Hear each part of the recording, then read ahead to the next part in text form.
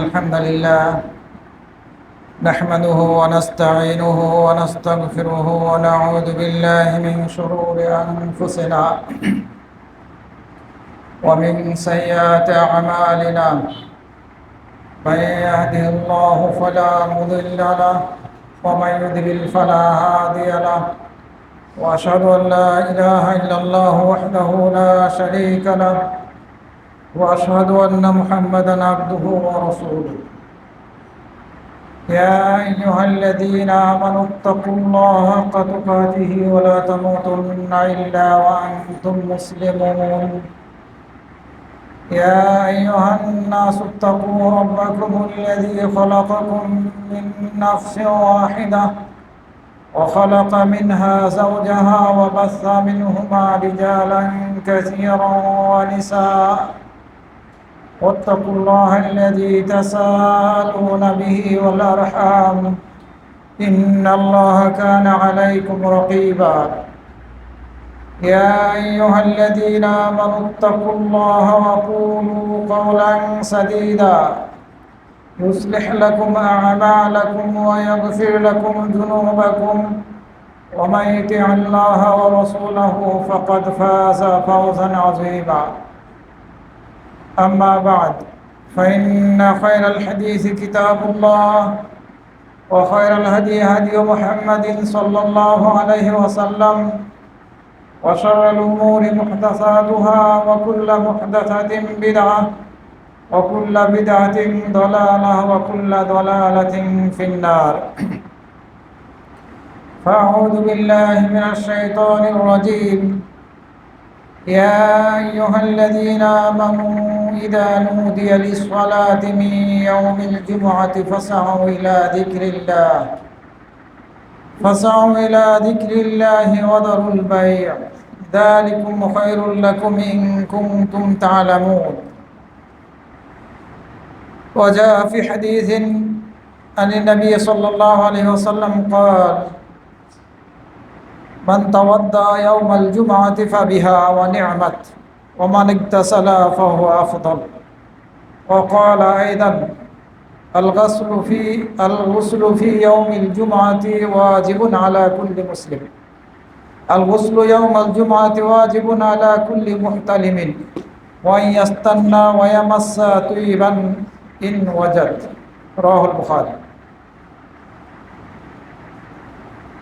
যাবতীয় প্রশংসা মহান রব্বুল আলামিনের জন্য অতঃপর সালাত ও সালাম পাঠ করছি নবী মুহাম্মদ সাল্লাল্লাহু আলাইহি ওয়াসাল্লাম এবং তার সকল অনুসারীদের প্রতি আল্লাহুম্মা সাল্লি আলাইহি ওয়া আলাইহি।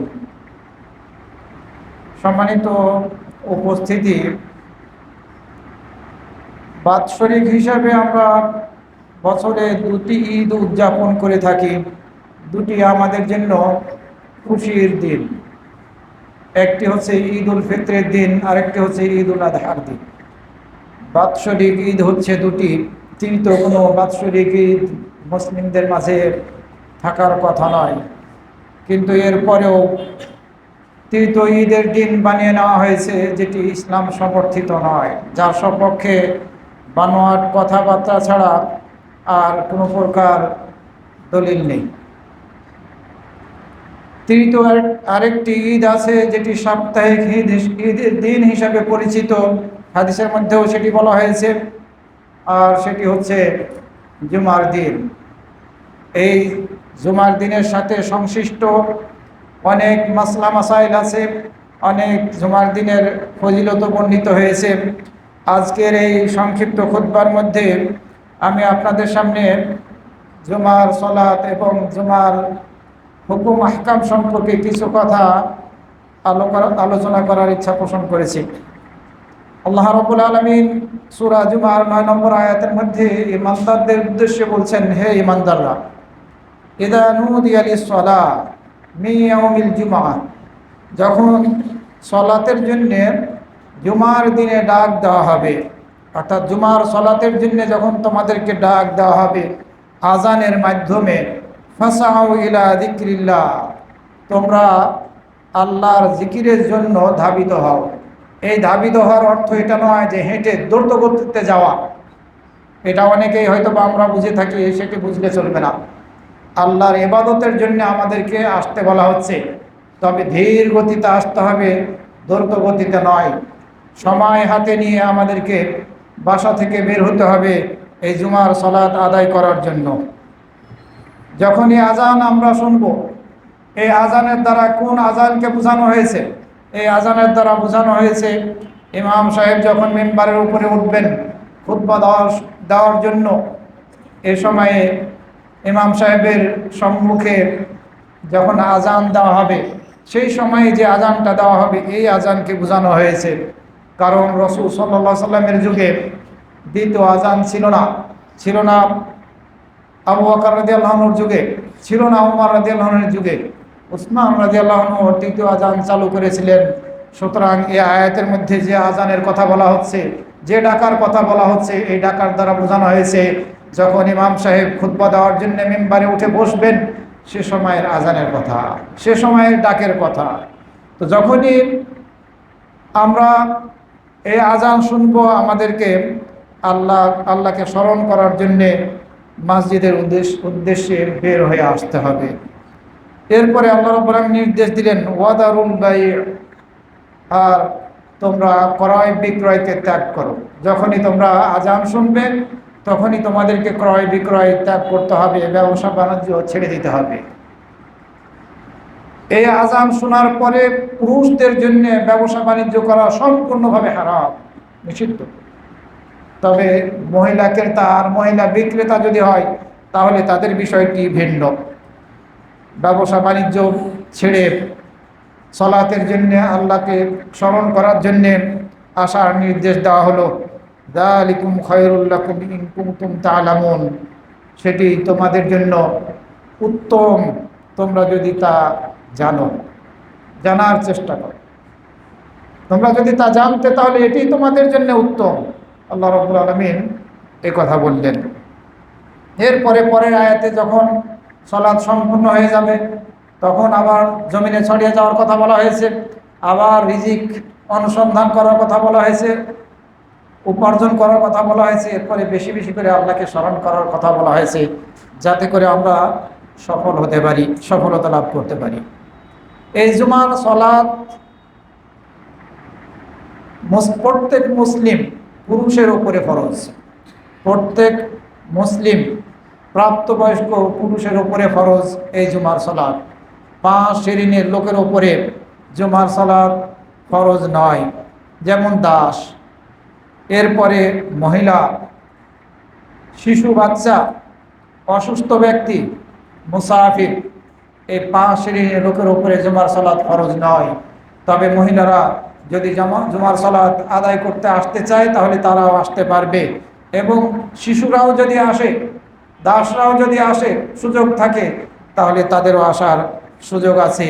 আবার মুসাফির ব্যক্তি যদি জুমার সালাত আদায় করেন তাহলেও তার জুমার সালাত আদায় হয়ে যাবে, জোহরের সালাত আদায় করতে হবে না। তবে তার উপরে জুমার সালাত ফরজ নয়। এ মর্মে আবু দাউদের মধ্যে হাদিস বর্ণিত হয়েছে 1069 নম্বরে। রাসূল সাল্লাল্লাহু আলাইহি ওয়াসাল্লাম বলেছেন, আল জুমআতু হাক্কুন ওয়াজিবুন আলা কুল্লি মুসলিম ফি জামাআতিন। এই জুমার সালাত ওয়াজিব প্রত্যেক মুসলিমের উপরে জামাতের সাথে। তবে এই হাদিসের মধ্যে 4 শ্রেণীর লোকের উপরে ফরজ নয়, ওয়াজিব নয়, এই কথা বলা হয়েছে দাস, মহিলা, শিশু এবং অসুস্থ ব্যক্তি। আর অন্য হাদিসের দ্বারা প্রমাণিত হয়েছে মুসাফিরের উপরে জুমার সালাত ফরজ নয়। সম্মানিত মুসল্লিবৃন্দ, এই জুমার দিনে আমরা যখন জুমার সালাত আদায় করতে আসব তখন আমাদেরকে সুন্দরভাবে, ভালোভাবে পরিষ্কার পরিচ্ছন্ন হতে হবে, পবিত্রতা অর্জন করতে হবে জুমার সালাত আদায় করার জন্যে। জুমার সালাতের সাথে সংশ্লিষ্ট যেসব আদব আছে এই আদবগুলো আমাদেরকে মেনেই জুমার সালাত আদায় করতে আসতে হবে।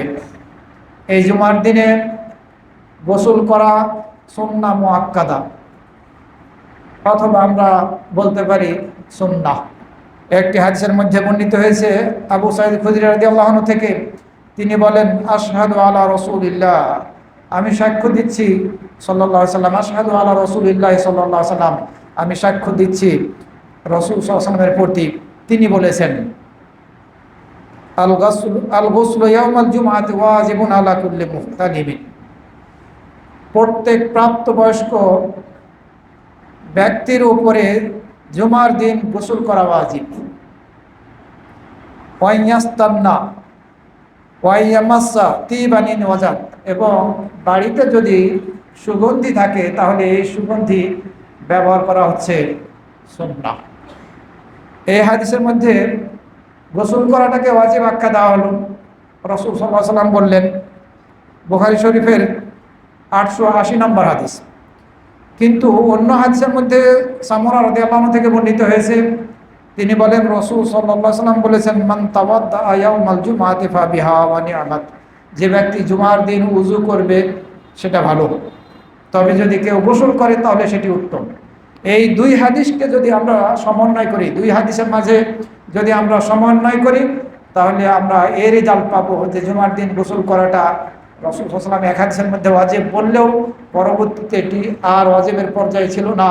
যদি আমরা ওযু করি তাহলে এটাই যথেষ্ট হয়ে যাবে, উত্তম নিঃসন্দেহে। তবে বেশি উত্তম হচ্ছে গোসল করা।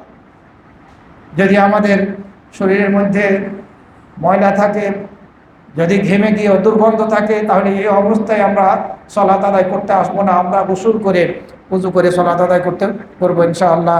গোসল করাটা উত্তম। এ হাদিস আবু দাউদের 354 নম্বরে বর্ণিত হয়েছে। উরওয়া ইবনে যুবাইর রাদিয়াল্লাহু আনহু থেকে বর্ণিত হয়েছে, তিনি আয়েশা রাদিয়াল্লাহু আনহা থেকে বর্ণনা করেছেন। তিনি বলেন যে এই জুমার দিন লোকেরা তাদের বাড়িঘর থেকে এবং উঁচু উঁচু এলাকা থেকে সালাত আদায় করার জন্য আসতো। ফায়াতুনা ফিল গুবারি ফায়ুসিবুহুম আল গুবার ওয়াল আরাক। তারা যখন আসতো, এই আসার সময় তাদের শরীরে অনেক ধুলোবালু লেগে যেত, ঘেমে যেত এবং শরীর থেকে অনেক ঘাম ঝরতো, ঘাম বের হতো। ফাআতা রাসূলুল্লাহ সাল্লাল্লাহু আলাইহি ওয়াসাল্লাম ইনসানুন মিনহুম ওয়া হুয়া ইনদি। রাসূল সাল্লাল্লাহু আলাইহি ওয়াসাল্লামের নিকট এক পুরুষ আসলো, এ সময় যে আমি রাসূল সাল্লাল্লাহু আলাইহি ওয়াসাল্লামের নিকটে ছিলাম। আয়েশা রাদিয়াল্লাহু আনহা বলছেন, রাসূল সাল্লাল্লাহু আলাইহি ওয়াসাল্লামের নিকটে এক পুরুষ ব্যক্তি আসলো, এ সময় যে আমি রাসূল সাল্লাল্লাহু আলাইহি ওয়াসাল্লামের নিকটে ছিলাম। তিনি আমার নিকটে থাকা অবস্থায় সেই ব্যক্তি আসলো। ফাকালা নবী সাল্লাল্লাহু আলাইহি ওয়াসাল্লাম, নবী সাল্লাল্লাহু আলাইহি ওয়াসাল্লাম সেই ব্যক্তিকে উদ্দেশ্য করে বললেন, লাউ আন্নাকুম তাতাহারতুম লিয়াউমিকুম হাদা। তোমরা যদি এই দিনের জন্য, অর্থাৎ এই জুমার দিনের জন্য পবিত্রতা অর্জন করতে। এই ব্যক্তি ঘেমে গিয়েছিল এবং তার শরীরে ধুলো বালু ছিল এবং হয়তোবা তার শরীর থেকে দুর্গন্ধ বের হচ্ছিল। এই কারণে রাসূল সাল্লাল্লাহু আলাইহি ওয়াসাল্লাম তাকে পবিত্রতা অর্জন করতে বললেন যে তোমরা যদি এই দিনের জন্য পবিত্রতা অর্জন করতে। বুখারী শরীফের 902 আর মুসলিম শরীফের 847 নম্বর হাদিস। সুতরাং আমরা যদি কোনো সমস্যা না থাকে, আমাদের কোনো সমস্যা না থাকে, তাহলে জুমার দিন অবশ্যই আমরা গোসল করে আসব। এটি কমপক্ষে সুন্নাহ মুআক্কাদা। জুমার দিনের আরও একটি সুন্নাত হচ্ছে আমরা তেল ব্যবহার করতে পারি। যারা আমরা তেল ব্যবহার করে অভ্যস্ত, মাথায় এবং শরীরে তেল মেখে আমরা আসতে পারি, এটি সুন্নাহ। অথবা আমরা সুগন্ধি ব্যবহার করে আসব। সালমান আল ফারিসি রাদিয়াল্লাহু আনহু থেকে বর্ণিত হয়েছে, তিনি বলেন রাসূল সাল্লাল্লাহু আলাইহি ওয়াসাল্লাম বলেছেন, লা ইয়াগতাসিলু রাজুলুন ইয়াউমাল জুমআতি ওয়া ইয়াতাতাহহারু মাস্তাতা'a মিন তুহরিন ওয়া ইয়াদাহিনু মিন দুহনিহি আও ইয়ামাসসু মিন তিবি বাইতিহি। আল হাদিস। কোনো ব্যক্তি যদি জুমার দিন গোসল করে এবং সাধ্য মাফিক পবিত্রতা অর্জন করে, পরিষ্কার পরিচ্ছন্ন হয়ে জুমার সালাত আদায় করতে আসে, এবং যদি তেল থাকে তাহলে শরীরে মাথায় তেল মেখে আসলো, অথবা তেল নেই, সুগন্ধি আছে, সুগন্ধি বাড়িতে যেটা আছে সেটি ব্যবহার করে আসলো। সুম্মা ইয়াখরুজু ফালা ইউফাররিকু বাইনা ইসনাইন। মসজিদে আসার পরে দুইজন বসে আছে, দুইজনকে আলাদা করে দিয়ে ওই মধ্যেখান দিয়ে চলে আসলো, এটা করবে না। বসে আছে পাশাপাশি দুইজন, আপনি দুইজনকে সরিয়ে দিয়ে মধ্যেখান দিয়ে সামনের দিকে চলে আসছেন, এটা করলেন না।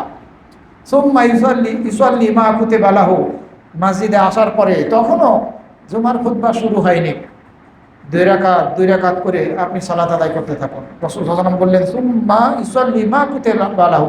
তার ভাগ্যে জয় রাকাত আল্লাহ লিখে রেখেছেন, 6 রাকাত সে সালাত আদায় করল, সে করল। এভাবে প্রস্তুতি গ্রহণ করে মসজিদে এসে খুতবা শুরু হয়নি, আপনি 2 রাকাত করে সালাত আদায় করতে থাকেন। রাসূল সাল্লাল্লাহু আলাইহি ওয়াসাল্লাম ব্যাপক ভিত্তিক কথা বললেন, সুম্মা ইউসাল্লি মা কুতিবা লাহু, তার জন্য আল্লাহ যা ভাগ্যে লিখে রেখেছেন সে সালাত আদায় করলো। সুম্মা ইউনসিতু, এরপরে সালাত আদায় করার পরে চুপ থাকলো। যখন ইমাম সাহেব কথা বলা শুরু করলেন সে সময়ে যদি এই সুন্নাতগুলোর উপরে আমল করতে পারে কোনো ব্যক্তি, তাহলে তাকে ক্ষমা করে দেওয়া হবে। এই জুমা থেকে পরবর্তী জুমার মাঝের সময়ে যেসব গুনাহগুলো সে করবে, এইসব গুনাহগুলো এগুলো তার জন্য ক্ষমা করে দেওয়া হবে। মা বাইনাহু ওয়া বাইনাল জুমাতিল উখরা, আপনি এই জুমাতে সালাত আদায় করলেন, এই সুন্নাতগুলোর উপরে আমল করে পরবর্তী জুমা পর্যন্ত যেসব ছোট গুনাহগুলো আপনার থেকে ঘটবে আল্লাহ রাব্বুল আলামিন ক্ষমা করে দেবেন। বুখারী শরীফের 910 নম্বর হাদিস। এই হাদিস থেকে যেটা আমরা পেলাম, অনেকগুলো সুন্নাত সম্পর্কে জানলাম, সাথে সাথে আরেকটি গুরুত্বপূর্ণ বিষয় জেনেছি, সেটি হচ্ছে তার ভাগ্যে যতটুকু লিখে রাখা হয়েছে যে সে যতটুকু সালাত আদায় করতে সক্ষম, এটাই তার ভাগ্যে লেখা আছে। যদি সালাত আদায় করে সে এই সালাত আদায় করবে, নির্দিষ্ট করে বলা হয়নি যে এত রাকাত আদায় করবে বা এত রাকাত আদায় করবে না। আবু হুরায়রা রাদিয়াল্লাহু আনহু থেকে অন্য হাদিসের মধ্যে বর্ণিত হয়েছে, রাসূল সাল্লাল্লাহু আলাইহি ওয়াসাল্লাম বলেছেন, as-salatul khamsu wal jumu'atu ila al-jumu'ati kaffaratun লিমা বাইনাহুন্না মা লাম তুগসাল কাবাইর। এক সালাত থেকে, এই যে 5 ওয়াক্ত সালাত আমরা আদায় করে থাকি, এক সালাত থেকে আর এক সালাতের মধ্যে এবং এক জুমা থেকে আর এক জুমার মধ্যেখানে যেসব গুনাহগুলো আমাদের থেকে ঘটবে, আমরা যেসব গুনাহের সাথে যুক্ত হব, এইসব গুনাহের জন্যে এই সালাতগুলোই কাফফারা হয়ে যাবে। এই সালাতগুলো ওই গুনাহগুলোকে মোচন করে ফেলবে। তবে শর্ত হচ্ছে মা লাম তুগসাল কাবায়ের, যদি আমরা কাবিরা গুনার সাথে যুক্ত না হই। কাবিরা গুনার সাথে যদি এই সময়গুলোর মধ্যে প্রত্যেকটা এক সালাত থেকে আরেক সালাতের মধ্যে বড় গুনাহের সাথে যদি আমরা জড়িত না হই, এক জুমা থেকে আরেক জুমার মধ্যে বড় গুনাহের সাথে যদি আমরা জড়িত না হই, যুক্ত না হই, আমাদের থেকে এ ধরনের বড় গুনাহ না হয়ে যায়, তাহলে আল্লাহ রাব্বুল আলামিন ছোট গুনাহগুলোকে এই সালাতের দ্বারা ক্ষমা করে দিবেন। এ হাদিস মুসলিম শরীফের 572 আর তিরমিজির 214 নম্বরে, এছাড়া অন্যান্য হাদিস গ্রন্থের মধ্যে বর্ণিত হয়েছে। সুতরাং আমরা সকল প্রকার বড় গুনাহ থেকে বেঁচে থাকার চেষ্টা করব। সে যে ধরনের বড় গুনাহ হোক না কেন, মিথ্যা কথা, গীবত করা, কারো কুৎসারণা করা ইত্যাদি বহু গুনাহ আছে, হয়তো অহরহ আমাদের থেকে দৈনন্দিন ঘটে যাচ্ছে। আমাদেরকে অবশ্যই সাবধানতা অবলম্বন করতে হবে যদি আমরা ছোট গুনাহগুলো ক্ষমা করিয়ে নিতে চাই এই সালাতগুলোর দ্বারা। জুমার দিনের বিশেষ ফজিলত বর্ণিত হয়েছে। আবু হুরায়রা রাদিয়াল্লাহু আনহু থেকে বর্ণিত হয়েছে, নবী সাল্লাল্লাহু আলাইহি ওয়াসাল্লাম বলেছেন, খায়রু ইয়াউমিন তালাআত আলাইহি শামসু ইয়াউমুল জুমআহ। এই যে দিনগুলোতে সূর্যের উদয় হয়, এই দিনগুলোর মধ্যে সর্বোত্তম দিন হচ্ছে জুমার দিন। ফিহি খুলিকা আদম, এই দিনের মধ্যে আদম আলাইহিস সালামকে সৃষ্টি করা হয়েছে, জুমার দিনে সৃষ্টি করা হয়েছে। ওয়া ফিহি উদখিলাল জান্নাহ, এই জুমার দিনে তাকে জান্নাতে প্রবেশ করানো হয়েছিল। ওয়া ফিহি উখরিজা মিনহা, আর এই জান্নাত থেকে তাকে এই জুমার দিনেই বের করা হয়েছে। ওয়ালা তাকুমুস সাআতু ইল্লা ফি ইয়াউমিল জুমআহ, আর কিয়ামত সংগঠিত হবে না জুমার দিন ছাড়া অন্য কোনো দিনে। কিন্তু এক শ্রেণীর লোক আছে, ওই 10ই মুহররমে কিয়ামত সংগঠিত হইতে হবে কথা বলে থাকে, মোটেই গ্রহণযোগ্য না, বানোয়াট হাদিস, জাল হাদিস। শিয়াদের যারা অনুসরণ করে তারা এই ধরনের কথাবার্তা বলে থাকে। এ হাদিস মুসলিম শরীফের 1861 আর তিরমিজির 488 নম্বরে বর্ণিত হয়েছে। সুতরাং এই জুমার দিনটা হচ্ছে সর্বোত্তম দিন। এই দিনে আল্লাহ রাব্বুল আলামিন আদম আলাইহিস সালামকে সৃষ্টি করেছেন, জান্নাতে প্রবেশ করাইছেন, বের করেছেন এই দিনে, আবার কিয়ামতও সংগঠিত হবে এই জুমার দিনে। আব্দুল্লাহ ইবনে আমর রাদিয়াল্লাহু আনহু থেকে অন্য হাদিসের মধ্যে বর্ণিত হয়েছে, তিনি বলেন, রাসূল সাল্লাল্লাহু আলাইহি ওয়াসাল্লাম বলেছেন, মা মিন মুসলিমিন ইয়ামুতু ইয়াওমাল জুমআতি আও লাইলাতাল জুমআতি ইল্লা ওয়াকাহু আল্লাহু ফিতনাতাল কবর।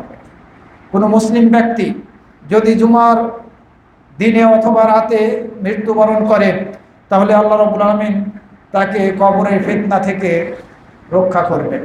কবরে তার প্রশ্ন উত্তর পর্ব হবে না। তবে হাদিসের মধ্যে যেটা বলা হয়েছে, মা মিন মুসলিমিন, মুসলিম হতে হবে।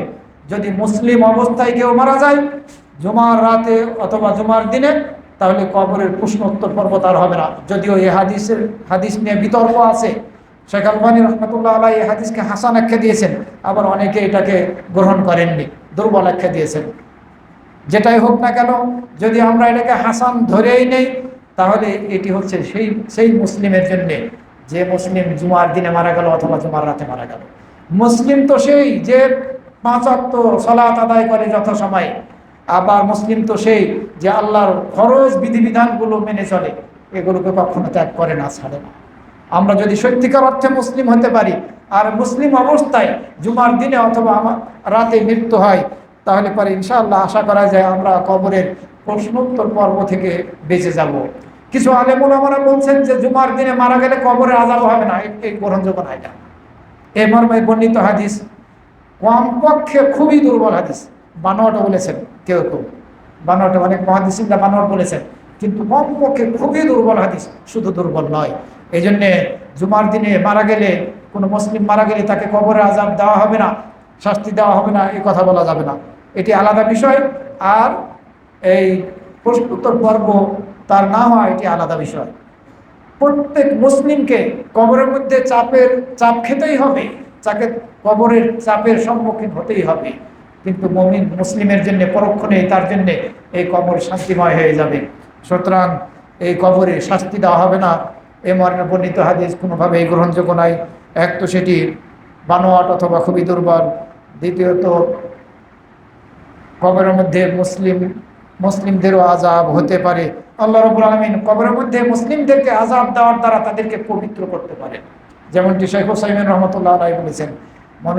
মুসলিমদেরকে আল্লাহ কবরে কিছু শাস্তি দিয়ে তাদের ভুল ত্রুটিগুলোকে মোচন করিয়ে তাদেরকে পরিষ্কার পরিচ্ছন্ন করে ফেলবেন, পবিত্র করে ফেলবেন।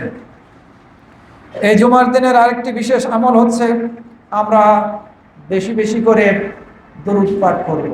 জুমার দিনে বেশি বেশি করে দুরূদ পাঠ করা সুন্নাহ, মুস্তাহাব, ভালো আমল। দুরূদের অনেক ফজিলত আছে, আলাদা বিষয়, আমি সেদিকে যাচ্ছি না। একবার যদি আপনি রাসূল সাল্লাল্লাহু আলাইহি ওয়াসাল্লামের প্রতি দুরূদ পাঠ করেন, তাহলে আল্লাহ রাব্বুল আলামিন আপনার প্রতি 10 বার রহমত নাজিল করবেন। এই হাদিস সম্পর্কে আমরা জানি। বিশেষভাবে শুক্রবারে আমরা বেশি বেশি করে রাসূল সাল্লাল্লাহু আলাইহি ওয়াসাল্লামের প্রতি দুরূদ পাঠ করব। আর সবচেয়ে ছোট্ট দুরূদ হচ্ছে সাল্লাল্লাহু আলাইহি ওয়াসাল্লাম ক্বালা রাসূলুল্লাহ সাল্লাল্লাহু আলাইহি ওয়াসাল্লাম। সাহাবীরা যখন হাদিস বর্ণনা করেছেন তখন বলেছেন সাল্লাল্লাহু আলাইহি ওয়াসাল্লাম।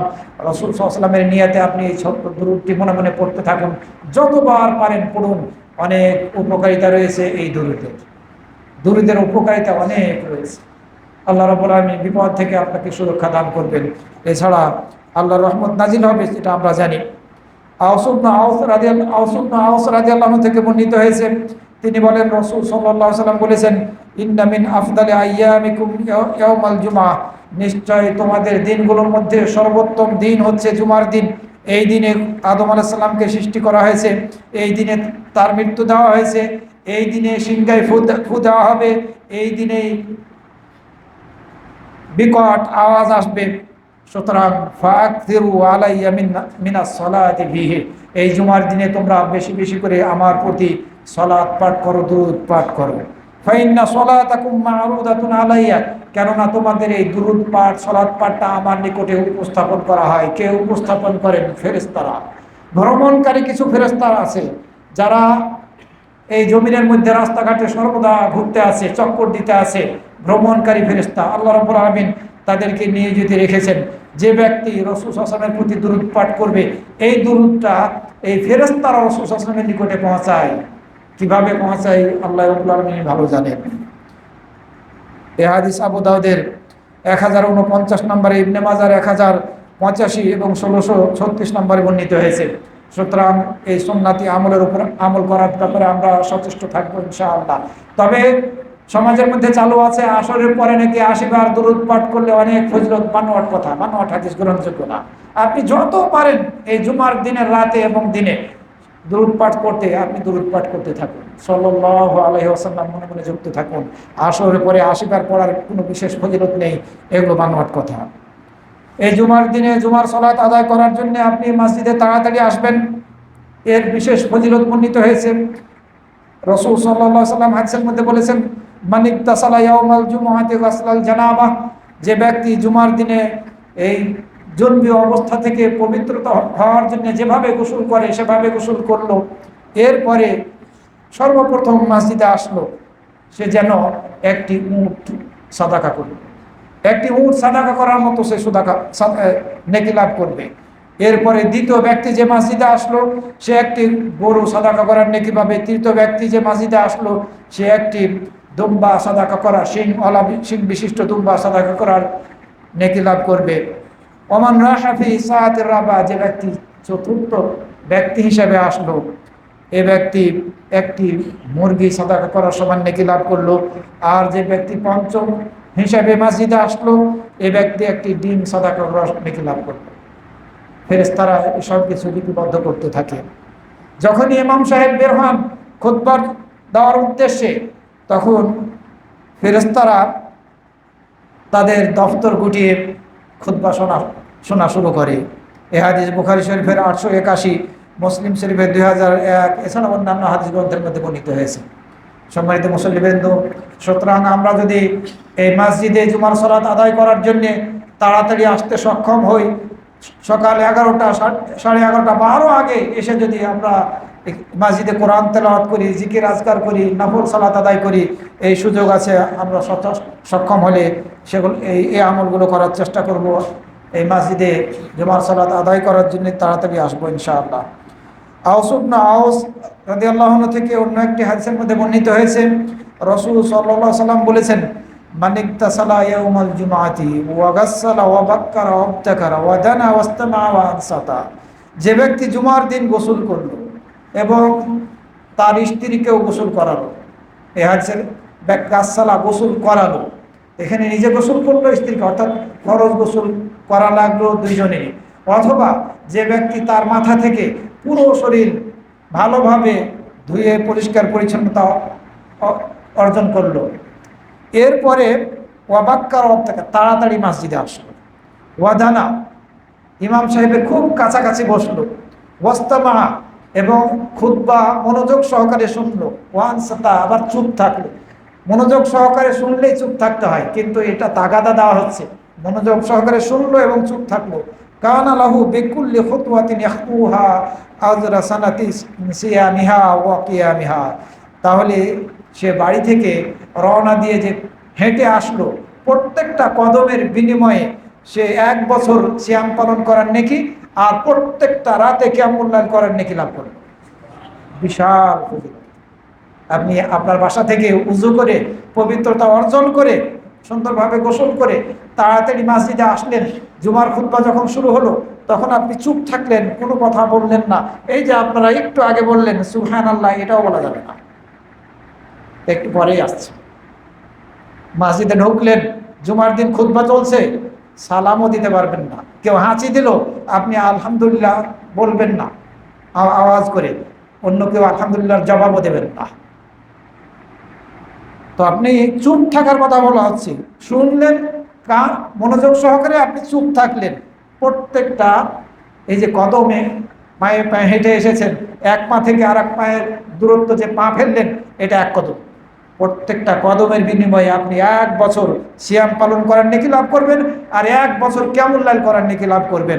এ হাদিস তিরমিজির 496 নম্বরে আর ইবনে মাজার 1087 নম্বরে বর্ণিত হয়েছে। সহিহ হাদিস, দুর্বল হাদিস না, বিশাল ফজিলত। এই জুমার দিনে একটা সময় আছে, এই সময়ে দোয়া কবুল হয়। যদি আপনি দোয়া করছেন, এই দোয়াটা ওই সময়ের সাথে মিলে যায়, তাহলে ইনশাআল্লাহ কবুল হয়ে যাবে। আবু হুরায়রা রাদিয়াল্লাহু আনহু থেকে বর্ণিত হয়েছে, রাসূল সাল্লাল্লাহু আলাইহি সাল্লাম এই জুমার দিনের আলোচনা করলেন, বললেন এই জুমার দিনের মধ্যে একটা সময় আছে, কোনো মুসলিম ব্যক্তি, কোনো মুসলিম বান্দা যদি এই সময়টার সাথে, কোনো মুসলিম ব্যক্তির যদি এই সময়ের সাথে মিল হয়ে যায়, এমতো অবস্থায় যে সে সালাত আদায় করছে আর আল্লাহর কাছে কিছু চাচ্ছে, তাহলে আল্লাহ রাব্বুল আমিন যেটা সে চাচ্ছে তাকে সেটা দান করবেন। এবং রাসূল সাল্লাল্লাহু আলাইহি ওয়াসাল্লাম ইশারা করলেন, বিয়াদিহি ইউকাল্লিলহা, বুঝালেন এই সময়টা খুবই কম, এভাবে বুঝালেন সময়টা খুবই কম, বেশি সময় না।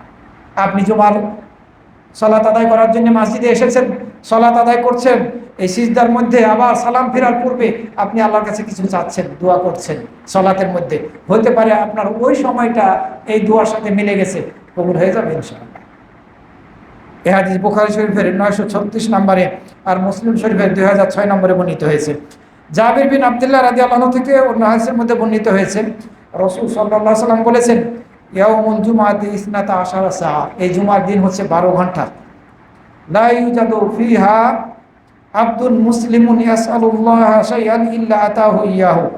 কোনো মুসলিম ব্যক্তিকে যদি এই দিনে পাওয়া যায়, জুমার মধ্যে পাওয়া যায় যে আল্লাহ রাব্বুল আলামিনের নিকটে কিছু চাচ্ছে, তাহলে আল্লাহ রাব্বুল আলামিন তাকে সেটি দিবেন। এ কথা বললেন 12 ঘন্টার মধ্যে সে যদি আল্লাহর কাছে কিছু চায় আর সে সময়টা যদি তার সাথে মিলে যায়, তাহলে আল্লাহ রাব্বুল আলামিন তাকে দিবেন। তবে রাসূল সাল্লাল্লাহু আলাইহি ওয়াসাল্লাম হাদিসের শেষে গিয়ে বললেন, ফালতামিসুহা আখিরা সাআতিন বাদাল আসর, আসরের সালাতের পর থেকে সূর্য অস্ত পর্যন্ত এই শেষ সময়ে তোমরা সেই সময়টাকে অনুসন্ধান করো। রাসূল সাল্লাল্লাহু আলাইহি ওয়াসাল্লাম এই কথা বললেন। সুতরাং কেউ যদি আসরের সালাত আদায় করে এই জুমার দিন সূর্য অস্ত পর্যন্ত আল্লাহর কাছে চাইতে থাকে, তাহলে আশা করা যায় সেই সময়টা উনি পেয়ে যাবেন এবং ওনার চাওয়াটা আল্লাহ কবুল করবেন। এই হাদিস আবু দাউদের 1048 এবং নাসাইয়ের 1389 নম্বরে বর্ণিত হয়েছে। আরও একটি জুমার দিনের ফজিলত, জুমার দিনে অথবা রাতে আপনি যদি সূরা কাহাফ পড়তে পারেন তাহলে এর বিশেষ ফজিলত বর্ণিত হয়েছে। আবু সাঈদ খুদরি রাদিয়াল্লাহু আনহু থেকে বর্ণিত হয়েছে, নবী সাল্লাল্লাহু আলাইহি ওয়াসাল্লাম বলেছেন, মান ক্বারা সূরাতাল কাহফ ফি ইয়াউমিল জুমআহ, যে ব্যক্তি জুমার দিনে সূরা কাহাফ তেলাওয়াত করবে, পাঠ করবে, আদা আলাহু মিনান নূরি মা বাইনাল জুমআতাইন, তাহলে আল্লাহ রাব্বুল আলামিন তার জন্য দুই জুমার মাঝের সময়টাকে উজ্জ্বল বানিয়ে দিবেন, আলোকিত বানিয়ে দিবেন। এছাড়া অন্য হাদিসের মধ্যে বলা হচ্ছে, মান ক্বারা সূরাতাল কাহফি লাইলাতাল জুমআতি, যে ব্যক্তি সূরা কাহাফ জুমার রাতে আদায় করবে, পাঠ করবে, যে ব্যক্তি সূরা কাহাফ জুমার রাতে পাঠ করবে, আদা আলাহু মিনান নূরি ফিমা বাইনাহু ওয়া বাইনাল বাইতিল আকিক, উনি যেখানে আছেন, আপনি এই মসজিদে আছেন, বাড়িতে আছেন, জুমার দিনে অথবা রাতে আপনি সূরা কাহাফ তেলাওয়াত করলেন, আপনার আর কাবা শরীফের মাঝে আলোকিত করে দেওয়া হবে আপনার জন্য। বিশেষ ফজিলত। কিভাবে এটি আল্লাহ ভালো জানেন। এটি মুসনাদ দারিমি বর্ণনা করেছেন 3407 নম্বরে। সম্মানিত মুসল্লিবৃন্দ, জুমার খুতবা চলছে, এই জুমার খুতবা চলা অবস্থায় যে কোনো ধরনের কথা বলা সম্পূর্ণভাবে হারাম, নিষিদ্ধ। জুমার খুতবা চলা অবস্থায় যে কোনো ধরনের কথা বলা হারাম, নিষিদ্ধ, আপনি বলতে পারবেন না। আপনাকে শুধুমাত্র জুমার খুতবায় শুনতে হবে। অনেকে বলে ঠিক, মোটেই ঠিক না। অনেকে সুবহানাল্লাহ বলে, মোটেই ঠিক না। অনেকে খতিব সাহেব আলহামদুলিল্লাহ বলতে পারেন, এটাও ঠিক না, অথচ বড় বড় আলেম বলছেন। রাসূল সাল্লাল্লাহু আলাইহি ওয়াসাল্লাম হাদিসের মধ্যে বলেছেন, ইদা কুলতা লি সাহিবিকা আনসিত, তুমি যদি তোমার সঙ্গীকে বলো আনসিত, এই তুমি চুপ করো, ওয়াল ইমামু ইয়াখতুব, এমত অবস্থায় যে ইমাম সাহেব জুমার দিন খুতবা দিচ্ছেন, ফাকাদ লাগাওতা, তাহলে তুমি ত্রুটি করবে। বুখারী শরীফের 934 এবং মুসলিম শরীফের 2002 এবং 2005 নম্বর হাদিস। এছাড়া উবাই ইবনে কাব রাদিয়াল্লাহু আনহু থেকে অন্য হাদিসের মধ্যে বর্ণিত হয়েছে, রাসূল সাল্লাল্লাহু আলাইহি ওয়াসাল্লাম জুমার দিন সূরা আল মুলক, তাবারাকাল্লাযী বিয়াদিহিল মুলক, এটা পাঠ করলেন। খুতবা চলা অবস্থায় রাসূল সাল্লাল্লাহু আলাইহি ওয়াসাল্লাম এই সূরা তেলাওয়াত করলেন। এবং ফাযাক্কারানা বিআইয়ামিল্লাহ, বিভিন্ন অতীত ঘটনা সম্পর্কে রাসূল সাল্লাল্লাহু আলাইহি ওয়াসাল্লাম বর্ণনা দিলেন। ও আবু দারদা ও আবু যর এক মেজনি ফাকালা মাতা উনজিলাত হাযিহিস সূরা, এই উবাই ইবনে কাব রাদিয়াল্লাহু আনহু বর্ণনা করছেন। আর যখন রাসূল সূরা তাবারাকাল্লাযী বিয়াদিহিল মুলক এটা পাঠ করলেন খুতবার মধ্যে, তখন আবু দারদা এবং আবু যর রাদিয়াল্লাহু আনহু এই উবাই ইবনে কাব রাদিয়াল্লাহু আনহুকে এভাবে গুঁতো দিচ্ছেন, জিজ্ঞাসা করছে যে এই সূরা আবার কখন নাজিল হলো। আবু দারদা রাদিয়াল্লাহু আনহু অথবা আবু যর রাদিয়াল্লাহু আনহু এই সূরা কখন নাজিল হলো এটা জিজ্ঞাসা করছে। ইন্নী লাম আসমাহা ইল্লা, আমি তো এর আগে কখনো শুনি নাই, এক্ষুনি শুনলাম এটা। ফাশারা ইলাইহি আনিসকুত, উবাই ইবনে কাব রাদিয়াল্লাহু আনহু এভাবে ইঙ্গিত করলেন, চুপ করো। যদিও পরিস্থিতির শিকার, যেহেতু তারা কথা বলছে, তখন উবাই ইবনে কাব রাদিয়াল্লাহু আনহু চুপ করতে বললেন ইশারায়। ফালাম্মান সারাফু, যখন সকলে সালাত শেষ করলো, তখন আবু দারদা অথবা আবু যর রাদিয়াল্লাহু আনহু বললেন, জিজ্ঞাসা করলেন যে আমরা আপনাকে জিজ্ঞাসা করলাম যে এই সূরা কখন নাজিল হয়েছিল, কিন্তু আপনি উত্তর দিলেন না, সংবাদ দিলেন না। তখন উবাই ইবনে কাব রাদিয়াল্লাহু আনহু বললেন, লাইসা লাকা মিন সালাতিকা আল-ইয়াওমা ইল্লা মা লাগাউতা, আজকে তোমরা এই জুমার সালাত থেকে কিছুই লাভ করো নাই এই ত্রুটি করা ছাড়া। তোমরা যে কথা বললা তোমার খুতবা চলা অবস্থায়, এ কারণে তুমি জুমার সালাতের কোনো ফজিলত লাভ করতে পারো নাই, কিছুই পাবা না তোমরা। উবাই ইবনে কাব রাদিয়াল্লাহু আনহু আবু দারদা অথবা আবু দার রাদিয়াল্লাহু আনহুকে আবু দার রাদিয়াল্লাহু আনহুকে কথা বললেন। ফাদাহাবা ইলা রাসূলিল্লাহি সাল্লাল্লাহু আলাইহি ওয়াসাল্লাম, এই রাসূল সাল্লাল্লাহু আলাইহি ওয়াসাল্লামের নিকটে তারা গেলেন। রাসূল সাল্লামকে সংবাদ দেওয়া হলো। যখন সংবাদ দেওয়া হলো তখন রাসূল সাল্লাল্লাহু আলাইহি ওয়াসাল্লাম বললেন যে উবাই ইবনে কাব ও ঠিকই বলেছে, সত্য বলেছে, তোমরা আজকের এই জুমার দিনের কোনো ফজিলত লাভ করতে পারো নাই, জুমার সালাতের কোনো ফজিলত লাভ করতে পারো নাই তোমাদের এই ত্রুটির কারণে। এ হাদিস ইবনে মাজার 1111 নম্বরে, এছাড়া মুসনাদ আহমদ, ইবনে খুজাইমা এসব হাদিস গ্রন্থের মধ্যে বর্ণিত হয়েছে। অন্য হাদিসের মধ্যে বর্ণিত হয়েছে যে হাদিসের শেষ অংশটা হচ্ছে ওয়াল্লাযী ইয়াকুলু লাহু আনসাত লা জুমআতা লাহু, যে ব্যক্তি অন্য কোনো ব্যক্তিকে বলবে যে চুপ করো, তাহলে পর তার সব জুমার সালাতই হবে না, এভাবে বলা হচ্ছে। এই হাদিসের প্রথমে কিছু অংশ আছে কিন্তু সেই অংশ দুর্বল, এই শেষের অংশটি সহিহ, কারণ ওই উবাই ইবনে কাব রাদিয়াল্লাহু আনহুর হাদিসের কারণে। ওয়াল্লাযী ইয়াকুলু লাহু আনসাত, যে ব্যক্তি বলবে যে তুমি চুপ থাকো, লা জুমআতা লাহু, তার জুমাই হবে না।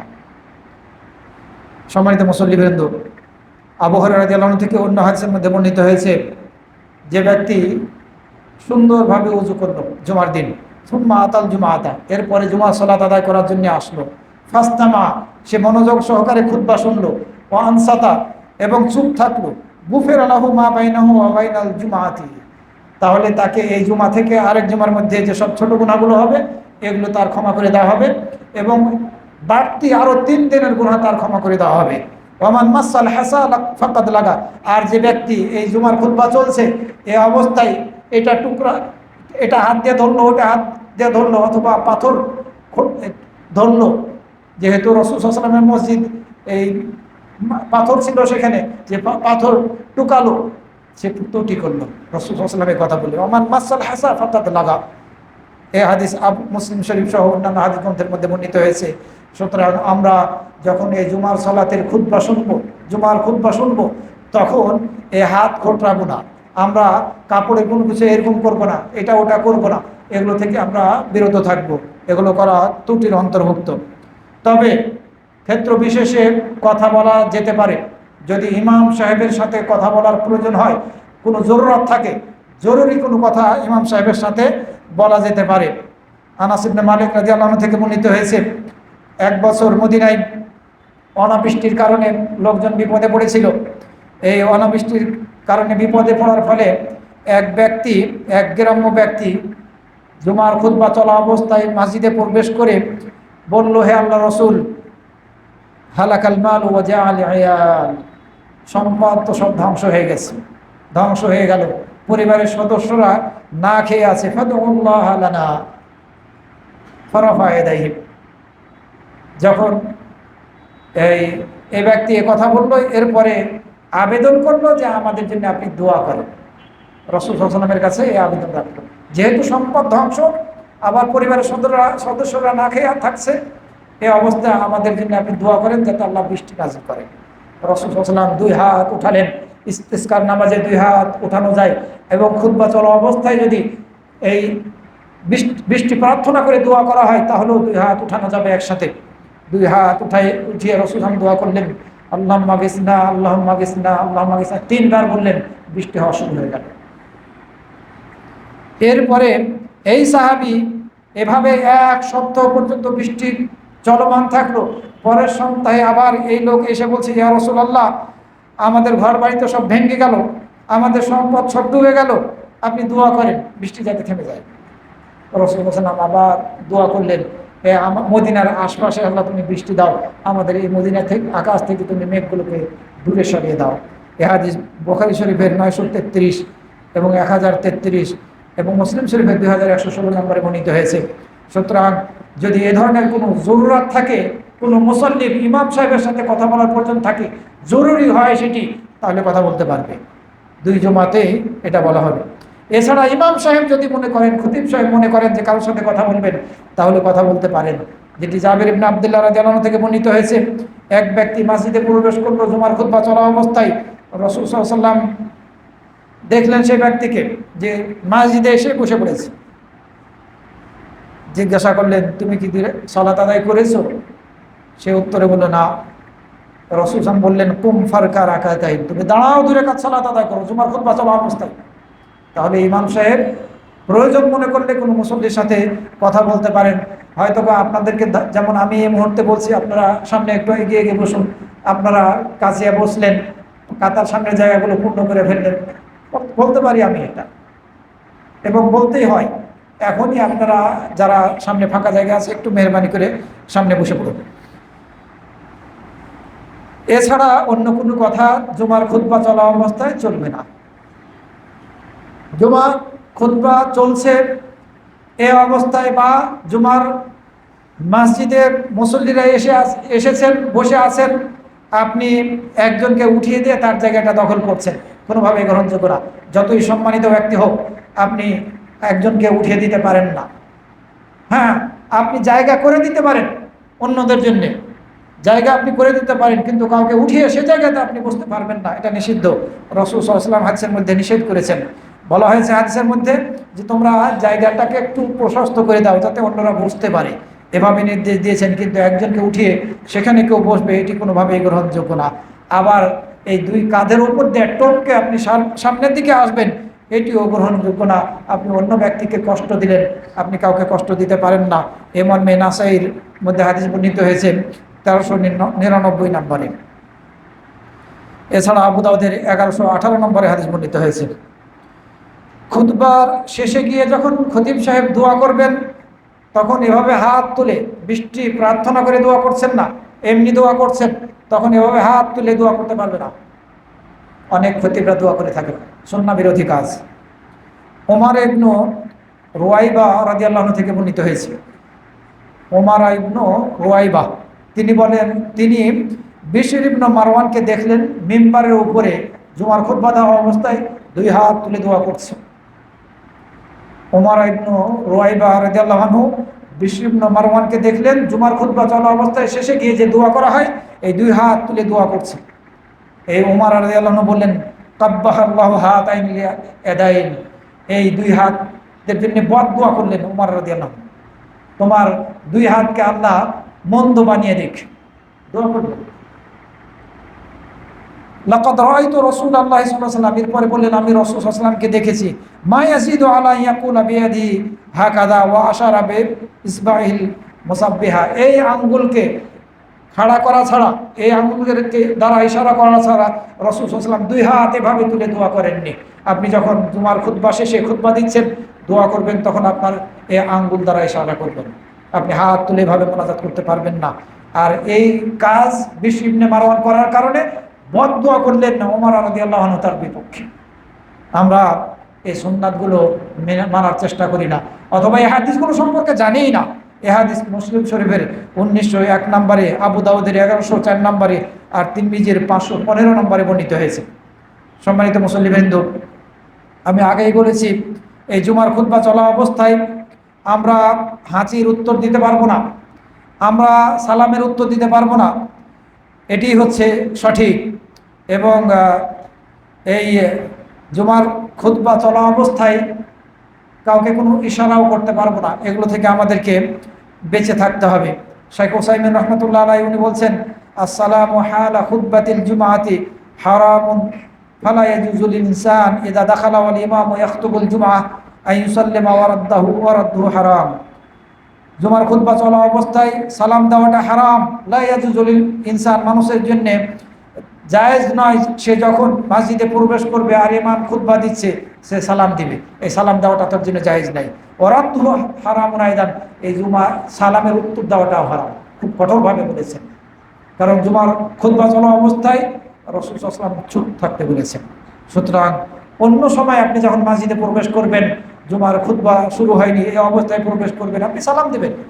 এমনকি সালাত চলছে এই অবস্থায় আপনি সালাম দিবেন, কিন্তু খুতবা চলা অবস্থায় আপনি সালাম দিতে পারবেন না। ইমাম সাহেব সালাত আদায় করছেন, মুসল্লিরা সালাত আদায় করছেন, আপনি সালাম দিয়ে প্রবেশ করবেন, মসজিদে বাধা নেই, তখন এই হাতের ইশারা এভাবে আপনি বুঝিয়ে দিবেন যে সালাম শুনেছি, এটাই উত্তর। কিন্তু জুমার খুতবা চলা অবস্থায় সালাম দেওয়া যাবে না। জুমার খুতবা চলছে, এই অবস্থায় আপনি মসজিদে প্রবেশ করলেন, 2 রাকাত সালাত না আদায় করে আপনি বসবেন না। জাবের ইবনে আব্দুল্লাহ রাদিয়াল্লাহু আনহু থেকে বর্ণিত হয়েছে, তিনি বলেন, এক ব্যক্তি আসলো এমত অবস্থায় যে নবী সাল্লাল্লাহু আলাইহি ওয়াসাল্লাম খুতবা দিচ্ছিলেন, জুমার দিনে খুতবা দিচ্ছিলেন। ফাকালা সাল্লাইতা ইয়া ফুলান, যে ব্যক্তি মসজিদে আসলো সে ব্যক্তিকে রাসূল সাল্লাল্লাহু আলাইহি ওয়াসাল্লাম বললেন, তুমি কি সালাত আদায় করেছো? সে ব্যক্তি বলল, না, আমি সালাত আদায় করিনি। বসে যাওয়ার পরে রাসূল সাল্লাল্লাহু আলাইহি ওয়াসাল্লাম তাকে উঠতে বললেন, উঠো, ফারকা রাকাতাইন, দাঁড়াও, এরপরে তুমি 2 রাকাত সালাত আদায় করো। বুখারী শরীফের 931 নম্বর হাদিস। খুতবা দেওয়া বন্ধ করে রাসূল সাল্লাল্লাহু আলাইহি ওয়াসাল্লাম বললেন, দাঁড়াও, তুমি 2 রাকাত সালাত আদায় করো। আর আমরা এই হাদিসগুলো মানি না। কি মানে না? মাযহাব কি এই জন্যে যে হাদিসের বিপক্ষে ফতোয়া দিবে আর ওটা মানতে হবে? রাসূল সাল্লাল্লাহু আলাইহি ওয়াসাল্লাম বিরোধী, রাসূল সাল্লাল্লাহু আলাইহি ওয়াসাল্লামের সুন্নাহ বিরোধী ফতোয়া দেওয়া হবে আর ওটা আমাদেরকে মানতে হবে? মাযহাবের অর্থ কি এটা? ওই মাযহাব আমরা মানি না। যে মাযহাবের যে ফতোয়া সহিহ হাদিসের সাথে মিলে ওই মাযহাব আমরা মানি। অনেকে বলে যে আমরা মাযহাব মানি না, মিথ্যা কথা, অপবাদ দেওয়া হয়। আমাদেরকে বলে লামাযহাবি, মিথ্যা কথা, অপবাদ দেওয়া হয়। আমরা মাযহাব মানি, যে মাযহাবের যে ফতোয়াটা সহিহ হাদিসের সাথে মিলে সেই মাযহাবটা আমরা মানি, সেই মতটা আমরা মানি। এই ধরনের সরাসরি হাদিসগুলো দিয়ে আপনি ফতোয়া দিবেন আর আমাদেরকে বিভ্রান্তির মধ্যে ফেলবেন আর ওই ফতোয়া আমরা মানবো, কোনোভাবেই ওই ধরনের মুসলিম আমরা নই। আমরা রাসূল সাল্লাল্লাহু আলাইহি ওয়াসাল্লামের সুন্নাহকে প্রাধান্য দিই। জাবের বিন আব্দুল্লাহ রাদিয়াল্লাহু আনহু থেকে বর্ণিত হয়েছে, সুলাইক আল গাতফানি রাদিয়াল্লাহু আনহু জুমার দিন মসজিদে আসলো আর রাসূল সাল্লাল্লাহু আলাইহি ওয়াসাল্লাম খুতবা দিচ্ছিলেন, এসে বসে পড়লো। রাসূল সাল্লাল্লাহু আলাইহি ওয়াসাল্লাম বললেন, ইয়া সুলাইক, হে সুলাইক, কুম ফারকা রাকাতাইন, তুমি দাঁড়াও, 2 রাকাত সালাত আদায় করো, তাজাওয়াজ ফিহিমা, তবে এই 2 রাকাত সালাত আদায়ের ক্ষেত্রে তুমি সংক্ষেপে পড়ো, বেশি লম্বা সময় নিও না।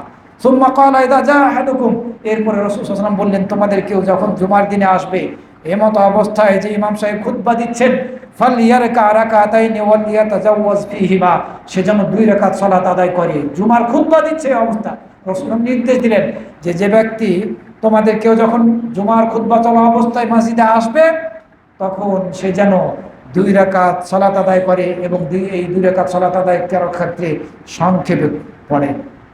এই হাদিস মুসলিম শরীফের 1909, আবু দাউদের 1118, এছাড়া ইবনে মাজার 1112 নম্বরে বর্ণিত হয়েছে। সম্মানিত মুসল্লিবৃন্দ, আমরা যদি সত্যিকার অর্থে রাসূল সাল্লাল্লাহু আলাইহি ওয়াসাল্লামের অনুসরণ করি তাহলে আমরা জান্নাত লাভ করব।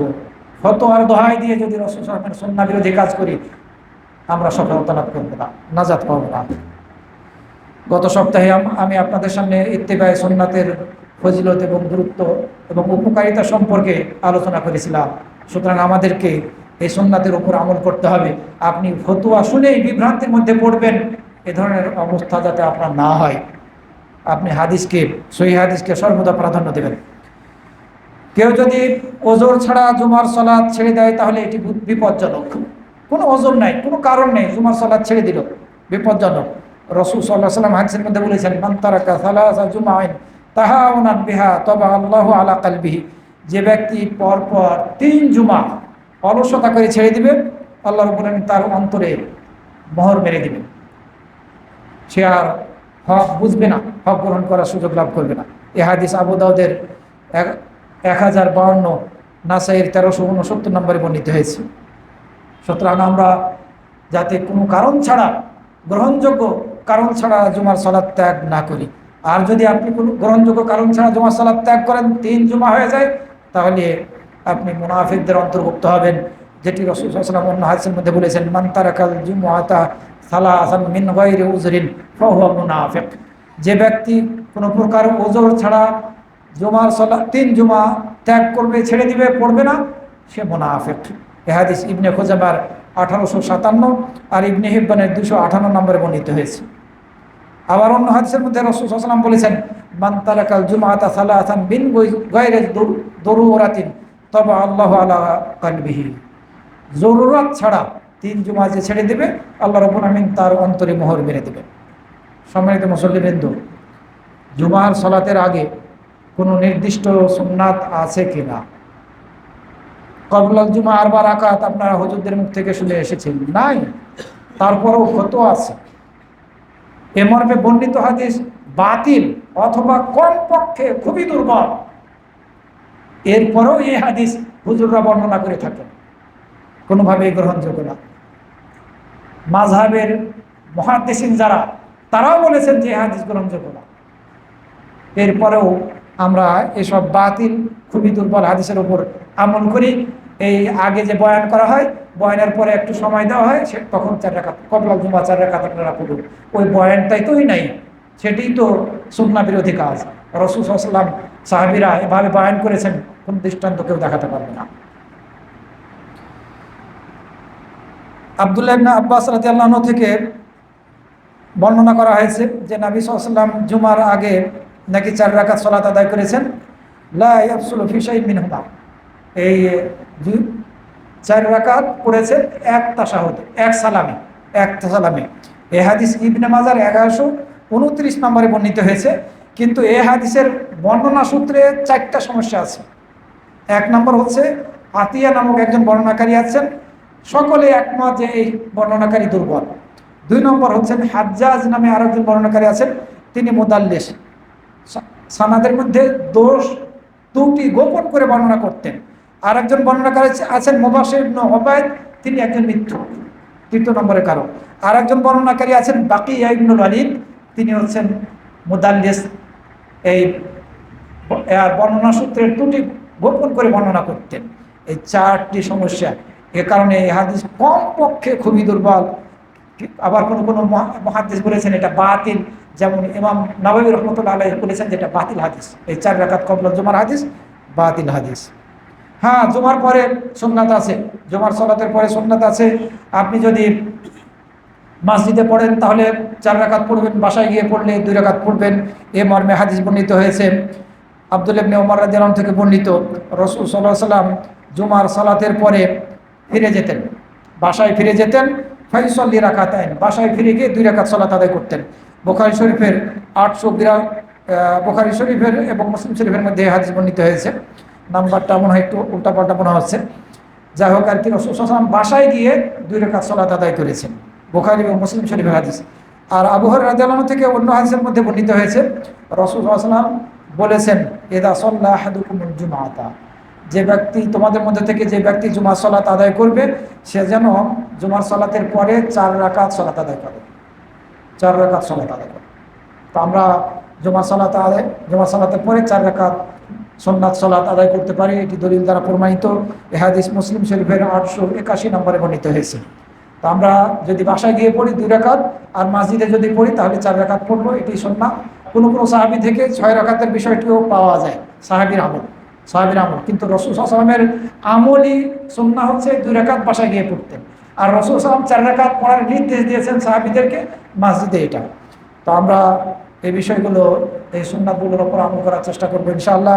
এই জুমার সালাতের সাথে কিছু সংশ্লিষ্ট বিদআতি কর্মকাণ্ড আছে।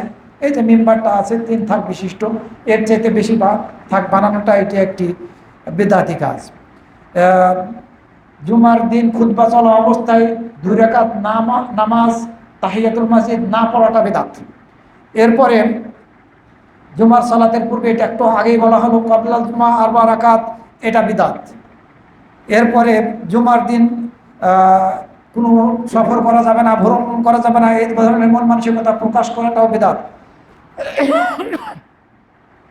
আবার জুমার দিন অনেকে হয়তোবা সুন্নাহ বিরোধী পোশাক আশাক পরে থাকেন, মানে হয়তোবা জুমার দিন, এই দিন ছুটির দিন, একটু হয়তো গোল্ড ব্যবহার করলো বা রেশম পোশাক পরলো পুরুষরা, এটি গ্রহণযোগ্য না, এগুলি বিদআতি কাজ। সর্ব অবস্থার জন্য এগুলো নিষিদ্ধ। অনেক সময় জুমার দিন বিশেষভাবে ইমাম সাহেবরা 2-3টা পাগড়ি কাঁধে মাথায় এভাবে লক্ষ্য করা যায়, এগুলি বিদআতি কাজ, এগুলি গ্রহণযোগ্য না। বিশেষ ফজিলত মনে করেন এই পাগড়ির ফজিলত সম্পর্কে যত হাদিস বর্ণিত হয়েছে সব বানোয়াট, কিন্তু ওই বানোয়াট হাদিসগুলোর উপরে আমল করা হয়ে থাকে, এগুলি সব বিদআতি কাজ। জুমার খুতবা চলাকালীন সময়ে কেউ যাতে সালাত না আদায় করে এই জন্য লাল বাতি জ্বালিয়ে রাখে, বিদআতি কাজ, অনইসলামিক কাজ। জুমার দিনকে নির্দিষ্ট করে আপনি পিতামাতার কবর জিয়ারত করতে গেলেন, এভাবে নির্দিষ্ট করাটা বিদআতি কাজ, এটা করা ঠিক না। আবার জুমার দিনে খাস করে আপনি এই শুধুমাত্র জুমার দিনে সিয়াম পালন করবেন, এটিও বিদআত। আপনি যদি জুমার দিন সিয়াম পালন করতে চান তাহলে জুমার আগে একদিন করতে হবে অথবা পরে একদিন করতে হবে, মিলিয়ে সিয়াম পালন করতে হবে। তবে ফরজ ফরজ সিয়াম যদি হয় তাহলে সেটি ভিন্ন কথা। ফরজ সিয়ামের ক্ষেত্রে যে কোনো দিন আদায় করা যেতে পারে, হয়তো বা জুমার দিন ছুটি আছে, আপনি আপনার ফরজ সিয়াম ছুটি আদায় করা হয়নি, আপনি সেটা আদায় করে নিতে পারেন। সম্মানিত মুসল্লিবৃন্দ, অনেক সময় জুমার খুতবা দেওয়ার জন্য ইমাম সাহেব যখন মেম্বারে বসেন, তখন এই সামনে দাঁড়িয়ে এখানেই এই কাছে হয়তো বা মুয়াজ্জিন সাহেব আজান দিচ্ছেন, এটিও ঠিক না, এটিও ঠিক না। এটি থেকে আমাদেরকে বেঁচে থাকতে হবে, ওই দূরে আজান দিতে হবে। অথবা অনেক মসজিদে লক্ষ্য করা যায় হয়তো বা খতিব সাহেবের ডানে অথবা বামে আজান দেওয়া হচ্ছে, এটাও ঠিক না। আরও একটি সমাজের মধ্যে বিশেষ মাসআলা, সেটি হচ্ছে বাংলা ভাষায় বা আরবি ছাড়া অন্য যে কোনো ভাষায় খুতবা দেওয়া যাবে কিনা। আরবি ছাড়া অন্য যে কোনো ভাষায় ইমাম আবু হানিফা রহমাতুল্লাহর নিকটে খুতবা দেওয়া জায়েজ। ইমাম আবু হানিফা রহমাতুল্লাহর নিকটে এটা হচ্ছে ইমাম আবু হানিফা রহমাতুল্লাহর ফতোয়া। কেউ যদি ফার্সি ভাষায় খুতবা দেয় তাহলেও জায়েজ আছে, কোনো প্রকার প্রশ্ন ছাড়াই। আপনি আরবি জানেন ভালো করে, এরপরে আপনি অন্য ভাষী জনগণ, ফার্সি ভাষী অথবা উর্দু ভাষী অথবা বাংলা ভাষী অথবা ইংরেজি ভাষায় কথা বলেন, আপনি ওই ইংরেজি বাংলা ভাষায় খুতবা দিবেন। প্রথমে শুরু করবেন আপনার আল্লাহর প্রশংসা করবেন, রাসূলের প্রতি দুরূদ পাঠ করবেন, কালেমা শাহাদাত পাঠ করবেন। এগুলি পড়ার পরে, আরবিতে পড়ার পরে আপনি বাংলায় জনগণকে বুঝাবেন। এটি হচ্ছে সঠিক সিদ্ধান্ত, সঠিক মতামত। আর যেটা আমাদের সমাজের মধ্যে আগে বয়ান করা হয়, এই বয়ান করার কোনো তো দলিল নেই, নতুন কিছু আবিষ্কার, নতুনভাবে চালু করা হয়েছে, বহু যুগ পরে এটা চালু করা হয়েছে, আগে ছিল না, রাসূল সাল্লাল্লাহু যুগে ছিল না, সাহাবীদের যুগে ছিল না, এটি পরবর্তীতে চালু করা হয়েছে। সুতরাং এভাবে বয়ান করাটাও ইসলাম কর্তৃক সমর্থিত নয়, দলিল ভিত্তিক আমল নয়।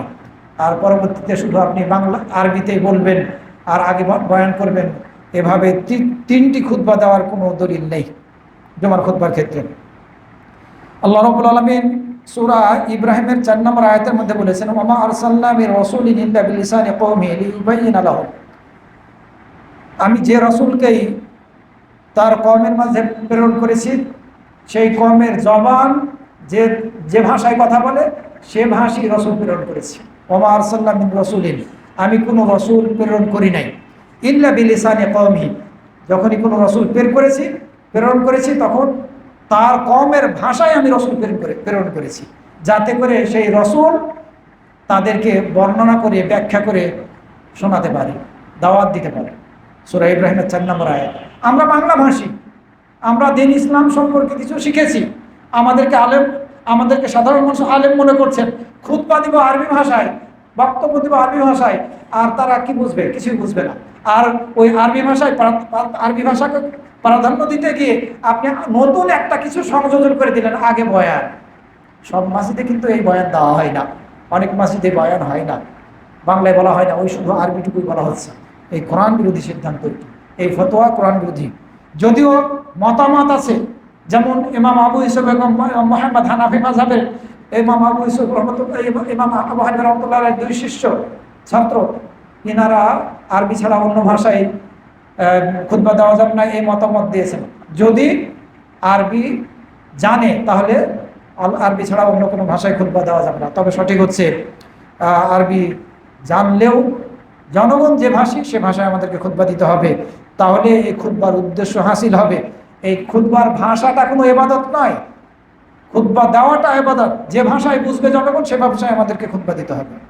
খুতবা আমি বাংলায় খুতবা দিচ্ছি, এই বাংলা খুতবা দেওয়াটাকে আমি ইবাদত মনে করি না। আমি জনগণকে বোঝানোর জন্য বাংলা ভাষা ব্যবহার করছি, যেহেতু জনগণ বাংলা ভাষী, এই জন্যে। তাহলে আমাদের এই খুতবার উদ্দেশ্য হাসিল হবে। সম্মানিত মুসল্লিবৃন্দ, আমরা এই যদি হানাফি মাযহাবের কিছু আলেম ওলামার ফতোয়া দেখি, তাহলে ওনারাও যে অন্য ভাষায় খুতবা দেওয়া যায় এবং আবু হানিফা রহমাতুল্লাহির মতটাকে গ্রহণ করেছেন, তার প্রমাণ পাওয়া যায়, তার প্রমাণ আমরা পাবো।